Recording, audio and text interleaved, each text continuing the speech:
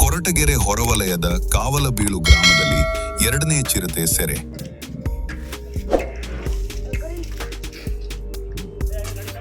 ಕೊರಟಗೆರೆ ಪಟ್ಟಣದ ಹೊರವಲಯದಲ್ಲಿರುವ ಕಾವಲಬೀಳು ಗ್ರಾಮದಲ್ಲಿ ಕಳೆದ ಕೆಲವು ದಿನಗಳಿಂದ ಗ್ರಾಮಸ್ಥರ ನಿದ್ದೆಗೆಡಿಸಿದ್ದ 2ನೇ ಚಿರತೆ ಅರಣ್ಯ ಇಲಾಖೆ ಬಲೆಗೆ ಬಿದ್ದಿದೆ.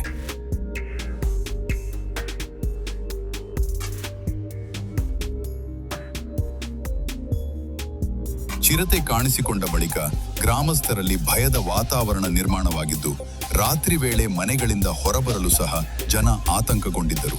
ಈ ಹಿನ್ನೆಲೆಯಲ್ಲಿ ಅರಣ್ಯ ಇಲಾಖೆ ಅಧಿಕಾರಿಗಳು ಕಾರ್ಯಾಚರಣೆ ನಡೆಸಿ ಗ್ರಾಮದಲ್ಲಿ ಬಲೆಗಳನ್ನು ಅಳವಡಿಸಿದ್ದರು.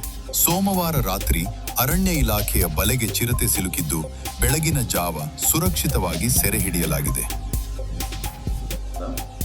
ಕಾವಲಬೀಳು ಸ್ಥಳೀಯರು ನಾವು. ಹಾಗಾಗಿ ಈಗ ಸುಮಾರು 20 ದಿನಗಳ ಹಿಂದಷ್ಟೇ ಒಂದು ಚಿರತೆ ಸೆರೆ ಸಿಕ್ಕಿತ್ತು. ಅದಾದ ತದನಂತರ ಮತ್ತೊಂದು ಚಿರತೆ ಕಾಣಿಸಿಕೊಂಡಿದ್ದು, ಅದನ್ನು ಮತ್ತೆ ಸೆರೆ ಹಿಡಿಯೋದಕ್ಕೆ ಅರಣ್ಯ ಅಧಿಕಾರಿಗಳಿಗೆ ವಿಚಾರ ತಿಳಿಸಿದ್ವಿ. ಮತ್ತೆ ಚಿರತೆ ಕಾಣಿಸಿದೆ ಅಂತ ಅವರು ಅದೇ ರೀತಿ ಸೆರೆ ಸಿಕ್ಕಂಥ ಚಿರತೆನ ಬೇರೆ ಕಡೆಗೆ ಸ್ಥಳಾಂತರಿಸಿ ಮತ್ತೆ ಅದೇ ಜಾಗಕ್ಕೆ ಇನ್ನೊಂದ್ಸಲಿ ಬೋನನ್ನು ತಂದಿಕ್ಕಿರ್ತಾರೆ. ಅದು ಸಹ ಇಂದು ಸೆರೆಯಾಗಿದೆ.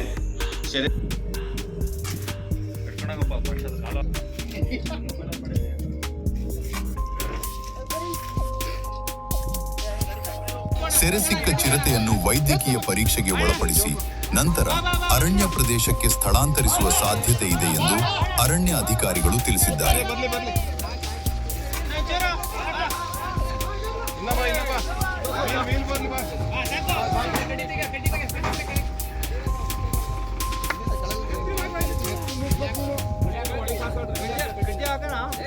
ಚಿರತೆ ಸೆರೆಗೂಡಿದ ಬಳಿಕ ಗ್ರಾಮಸ್ಥರು ನಿಟ್ಟುಸಿರು ಬಿಟ್ಟಿದ್ದು, ಅರಣ್ಯ ಇಲಾಖೆ ಕಾರ್ಯಾಚರಣೆಗೆ ಮೆಚ್ಚುಗೆ ವ್ಯಕ್ತಪಡಿಸಿದ್ದಾರೆ.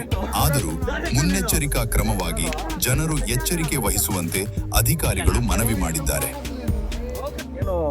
ಈ ಕೊರಟಗೆರೆ ಪಟ್ಟಣದ ಕಾವಲಬೀಳು ಗ್ರಾಮದಲ್ಲಿ ಇವತ್ತು 2ನೇ ಚಿರತೆ ಸೆರೆ ಸಿಕ್ಕಿರತಕ್ಕಂಥದ್ದು ಗಮನಿಸಿದ್ರೆ, ಈ ಭಾಗದಲ್ಲಿ ಚಿರತೆಗಳ ಹಾವಳಿ ತುಂಬಾ ಜಾಸ್ತಿ ಆಗಿದೆ. ಅದರ ಜೊತೆಗೆ ಕಕ್ಕಿರ್ಬ, ಕಾಡಂದಿ, ಇಂಥ ಕರಡಿ ಮೊದಲಾದ ಪ್ರಾಣಿಗಳು ನಮಗೆ ಕಣ್ಣಿಗೆ ಕಾಣಿಸ್ತಿರ್ತವೆ. ಆ ಪ್ರಾಣಿಗಳು ಇವತ್ತು ಏನಾಗ್ತಾ ಇದೆ ಅಂದರೆ ಪಟ್ಟಣದ ಅಂಚಿನವರೆಗೆ ಬರ್ತಾ ಇರತಕ್ಕಂಥದ್ದು. ಜೊತೆಗೆ ಕಾವಲಬೀಳು ಗ್ರಾಮಸ್ಥರ ದನ ಕರು ಕುರಿ ಮೇಕೆಗಳ ಮೇಲೆ ನಿರಂತರ ದಾಳಿ ಮಾಡ್ತಿರ್ತಕ್ಕಂಥದ್ದು ಎಲ್ಲವನ್ನು ಗಮನಿಸಿದಾಗ ಇದಕ್ಕೆ ಒಂದು ಸೂಕ್ತವಾದಂಥ ರಕ್ಷಣೆ ಬೇಕಾಗ್ತದೆ. ಏನು ಅದು ಅಂದರೆ ಕಾಡಂಚಿನಿಂದ ಬರ್ತಕ್ಕಂಥ ಎಲ್ಲ ಪ್ರಾಣಿಗಳನ್ನ ತಡೆ ಹಿಡಿಯಲಿಕ್ಕೆ ಅಲ್ಲೇ ಸುತ್ತ ಕಾಂಪೌಂಡ್ ಬೇಕಾಗ್ತದೆ. ಇದನ್ನು ಸರ್ಕಾರ ಕಲ್ಪಿಸ್ಕೊಡ್ಬೇಕು ಅಂತ ಇಲ್ಲಿನ ನಾಗರಿಕರು ಒತ್ತಾಯ ಮಾಡ್ತಾ ಇದ್ದಾರೆ. ಇದು AR news channel, action and reaction. ಇದು ವದಂತಿ ಅಲ್ಲ, ವಾಸ್ತವ.